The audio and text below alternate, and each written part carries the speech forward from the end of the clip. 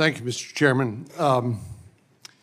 Yesterday, I wrote a letter to the Attorney General requesting an investigation into the conspiracy, which I don't think is too strong a word, of the mainstream media, President Biden's staff and family to hide his mental impairment during the course of the latter years of his presidency. This is not a political matter. This transcends politics. When you think about the power that the Constitution vests in the President of the United States, he's Commander-in-Chief. He is a leader of the free world. He is the sole authority that can determine whether America's nuclear arsenal can be unleashed. Given the dangers that the current environment in the world presents, the most dangerous environment we've seen since World War II, we know from history that wars can be precipitated as a result of mistake and miscalculation. And for this conspiracy to have hidden the impairment of the President of the United States for years and to lie consistently to the American people about his capacity to make decisions which are solely vested by the Constitution and the President of the United States is unacceptable. Again, this transcends politics. Obviously, our Democratic friends are having to deal with the consequences of this politically, but what the issue I'm raising is, I believe, far more important. And then the most recent revelations about the President's prostate cancer, we, of course, extend our prayers and wish him a quick recovery from that.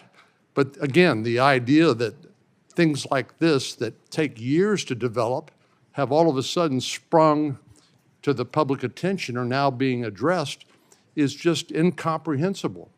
And it is not possible that things like this could have just sprung up now when we know from medical science and medical opinion that these sorts of things take years to develop.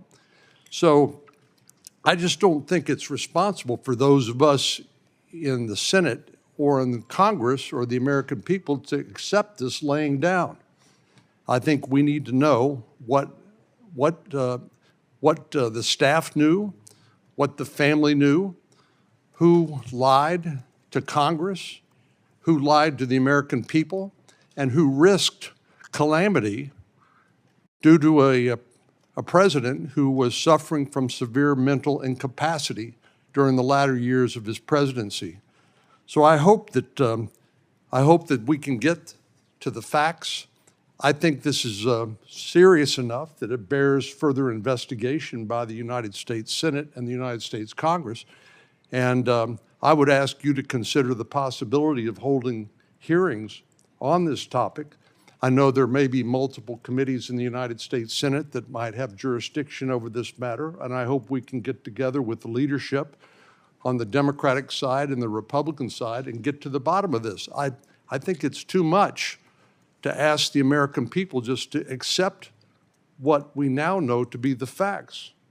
And it's dangerous. And our republic depends on having a president who has the mental capacity to do the job. And it's clear now that President Biden did not, and I think we need to get to the bottom of this. And so I would ask all of my colleagues to join me in asking the appropriate law enforcement authorities to do an investigation to see whether any federal laws were violated.